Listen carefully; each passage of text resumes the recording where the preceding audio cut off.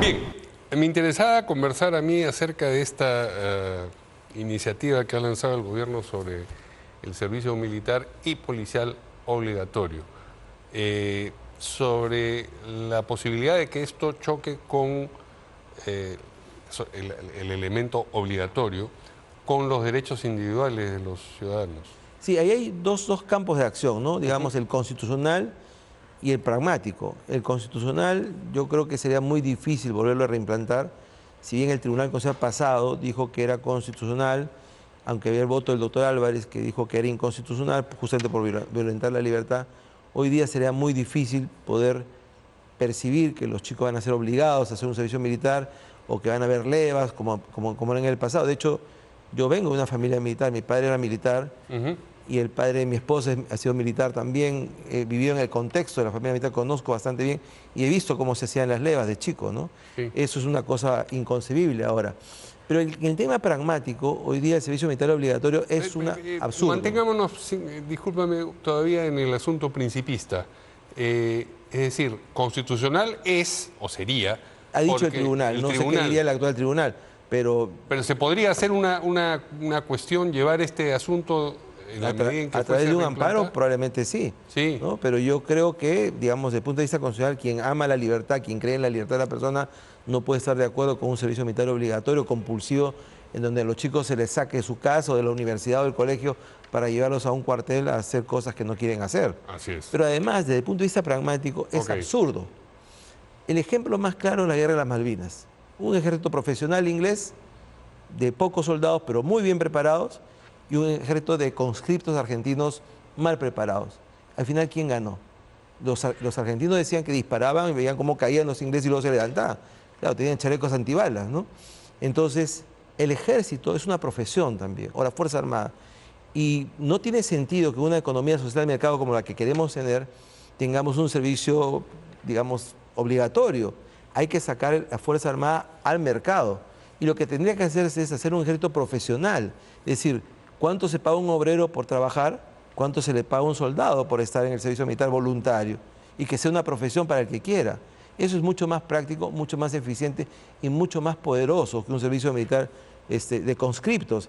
Eso solo existe ahora en los países que están en guerra. En Israel, en Irán, ¿no es cierto? En los países que tienen, obviamente en Ucrania, pero no un país moderno, ¿no? Los países modernos, el caso de España donde había, o el caso de Estados Unidos donde había, hoy día están en los ejércitos profesionales, menos tropas, pero mejor preparadas, con una profesión. Y lo que hay que hacer, y para eso se requiere presupuesto, es pagarles. No se puede estar con una propina. O sea, mientras en el mercado a un obrero se le pagan 1.050 soles sueldo mínimo, a un soldado serán 300 soles de propina. No es un tema que compense. Pero si le pagas a un soldado por hacer servicio militar voluntario, lo mismo que un sueldo mínimo por 14 sueldos al año, por supuesto que va a ser una cosa apetecible como vocación, pero un ejército lleno de chicos obligados no es una cosa potable. Por lo demás, mucha gente que no conoce se burla, ¿no?, de la disciplina militar, de ranear. Hace un rato escuché esto medio sarcástico. Sí, la disciplina militar tiene una razón de ser, claro, que la gente no entiende muchas veces. ¿Por qué el ejército o la Fuerza Armada es disciplinada? Porque llevan armas. Y con las armas se mata y se sojuzga. Y entonces el manejo de las armas que le da el Estado a un efectivo de la Fuerza Armada tiene que ser muy disciplinado para estar sometidos a la Constitución y ser usadas cuando tengan que ser usadas y no terminar pues una cosa de charros mexicanos o de tribus barbáricas, ¿no? Claro, a lo que yo iba con lo del raneo o con lo de las planchas o lo que fuese, es a que cuando se enuncia esto como un instrumento político, da la sensación de rigor, vamos a poner orden, porque todos este tipo de instrumentos y de prácticas están asociadas al servicio militar. Pero no funciona por dos razones. La primera... es demagógico. Tienes toda la razón. Y no funciona por dos razones. Primero, porque los cuarteles no son centros de rehabilitación. Y los colegios militares tampoco. Así es. En el colegio militar algunos chicos iban a la fuerza y terminan yendo. Nadie puede estar a la fuerza en eso. O sea, no son centros de readaptación social. Y además es sumamente peligroso porque si tienes gente metida ya a la fuerza, lo que estás haciendo es preparar gente armada en manejo de armas y de explosivos que luego van a salir a la calle a delinquir con mayor conocimiento. Algunos de los grandes, digamos, de los mejores En el caso de las malas salvadoreñas, ese ha sido exactamente. Y en el caso, los conflictos que luego salen y se suman a esas bandas. En el caso de Sendero también, habían algunos líderes senderistas sumamente hábiles que habían sido preparados por el Estado peruano. Claro, ex conscriptos de la Fuerza Armada. Entonces hay que tener cuidado con eso, ¿no?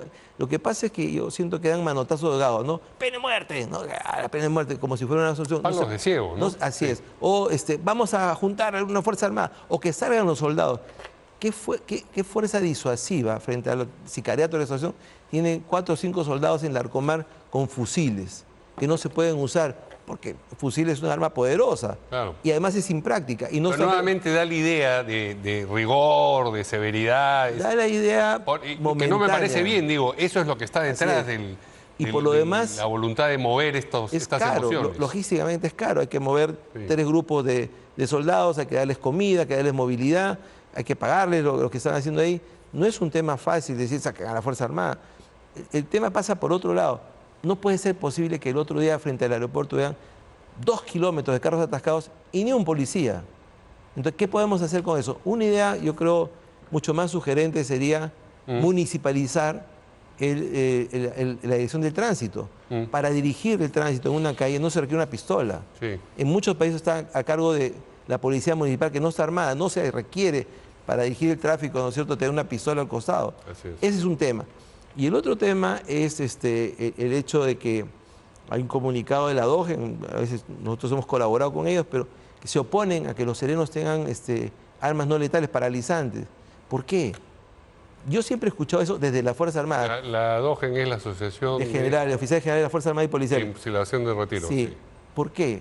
Primero, hay un concepto básico de legítima defensa. Segundo, no es un arma letal.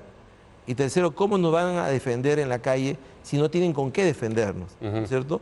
Entonces, ¿por qué? Yo siempre he escuchado en esta, digamos, familia militar cuestionamiento de decir, ¿por qué los policías tienen que tener helicópteros? ¿Por qué tienen que tener fusiles AKM? Eso es de la Fuerza Armada. Siempre hay un tema de celos desde la Fuerza Armada hacia la policía. Pero claro, luego queremos que la policía sea eficaz y que nos dé seguridad. Estamos discutiendo ahora en el Tribunal Constitucional si el Ministerio Público lo deja trabajar o no, y por otro lado la propia Fuerza Armada no quiere que los serenos que están en la calle ayudando a la ciudadanía tengan por lo menos un arma paralizante. No se entiende. Sí. El servicio militar policial obligatorio ya es además... No, y es absurdo, no se entiende tampoco. Menos el CECIRA policial. Sí. ¿No? Lo que hay que hacer es pagarles mejor y tener más fuerzas porque policiales. También para la función policial se necesita un adiestramiento, no es que los ponen en el... Así es, hay que ser experto en el manejo de armas, días y hay que ser experto en control de seguridad. Claro. En lo que tenga que hacer. Claro. Hoy día el ministro ha confirmado que hay menos efectivos policiales que antes y hay más población. Ergo hay un déficit de elementos de seguridad en la calle. Sí. Se nota además.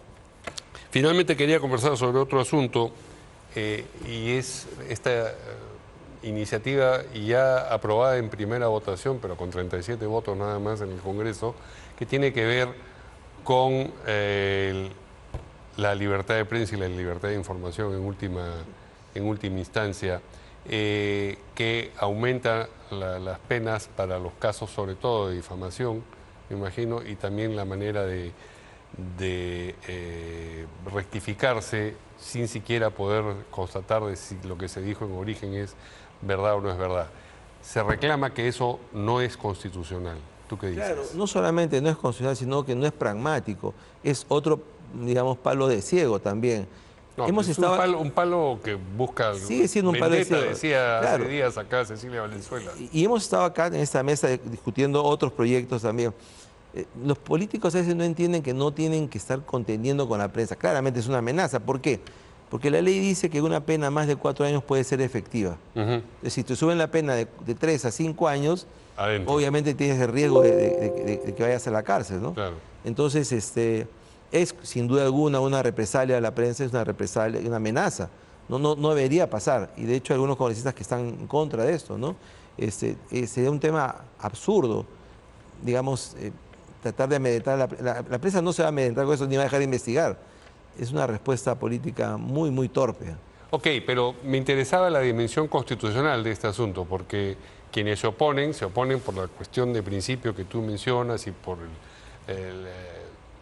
el evidente, vamos a decir, gesto político que hay detrás de eso, pero dan por descontado que si esto se lleva a la atención del Tribunal Constitucional, el Tribunal puede desactivar esa ley si es que Sí, se aprueba claro. así. Yo ¿Por creo qué?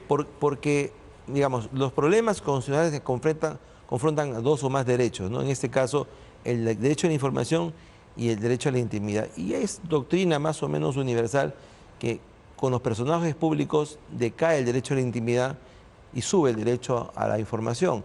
Entonces, claramente hay una desproporción. Si la ley penal va a decir que para la difamación y tal se aumentan las penas, indirectamente hay una amenaza sobre la libertad de información. 2 más 2 es 4. Eso, digamos, no hay que ser saorí para darse cuenta que eso es así, ¿no? Entonces, el tribunal no va a avalar una cosa por una ponderación de valores.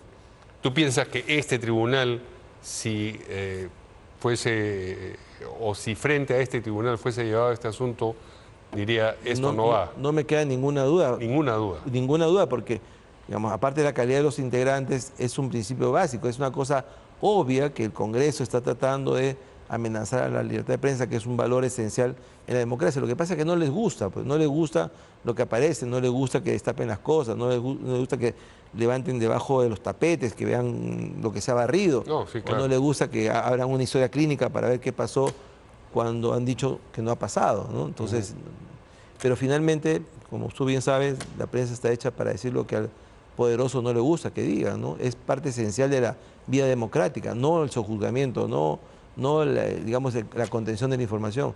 Entonces, no pasaría un test de proporcionalidad en el Tribunal Constitucional. Se supone que eso está en la agenda, la segunda votación de esta norma está en la agenda. Pero me han dicho que no hoy. tiene votos suficientes. Bueno, cabe suponer, o sea, una iniciativa así aprobada con 37 votos en un Congreso de 130 representantes.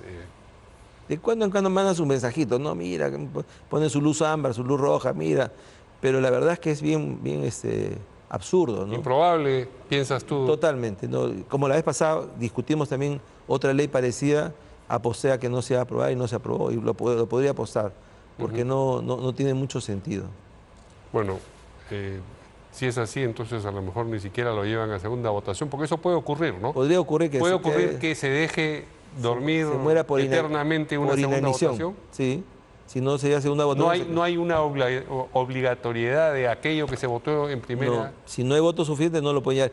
Y me parece que si pasa la legislatura así, se va al archivo. Eso si llega al final de la legislatura y no digamos. se va al archivo. Ya en la siguiente legislatura tendría que volverse a rehacer el proyecto de ley, ¿no? Bien, un último asunto, lo siento, del que creo que hemos hablado ya en un momento, la intención de inhabilitar a Vizcarra por el cierre del Congreso del 2019, sí. Habiendo el tribunal de entonces dicho que el cierre era constitucional. Sí, pero las interpretaciones jurisprudenciales van cambiando con el tiempo, ¿no? Sí. En su momento la Corte Suprema dijo que iguales pero separados era una doctrina válida, después dijo que no. Sí. En su momento... Pero retroactivamente se puede... No, pero es que hay que aplicarlo ahora, ¿no? Sí. O sea, no es que, digamos, retroactivamente se va a aplicar. Hoy día el tribunal ha dicho que fue un acto inconstitucional, entonces sobre esa calificación hay un juicio político, que en el caso de Vizcarra sería una raya más al tigre, ¿no? Sí, más complicado es el caso del de Solar o el caso de los otros que participaron, pero claramente fue un acto inconstitucional. A mí me lo parece, me lo pareció pero además, siempre también. No solamente porque forzaron el tema de la negación fáctica de confianza, que era una tesis absurda, por un solo dato.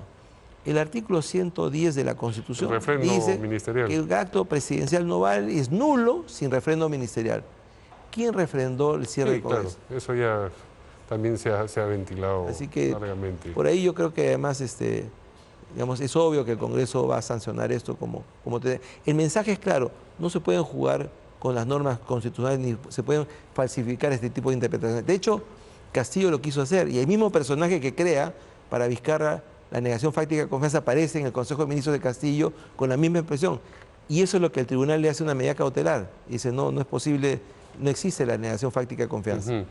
Estamos hablando... Es César Landa. Que fue... el autor de la tesis de la negación fáctica de confianza, que luego como canciller el Consejo de Ministros está en las actas, aparece diciendo, sí, bueno, a usted, señor Torres le han negado fácticamente la confianza, ¿no? Y está el acta ahí escrita. Bien, muchas gracias al abogado constitucionalista Aníbal Quiroga por acompañarnos esta noche una vez más aquí Con mucho gusto. en Portada. I can't see the issue.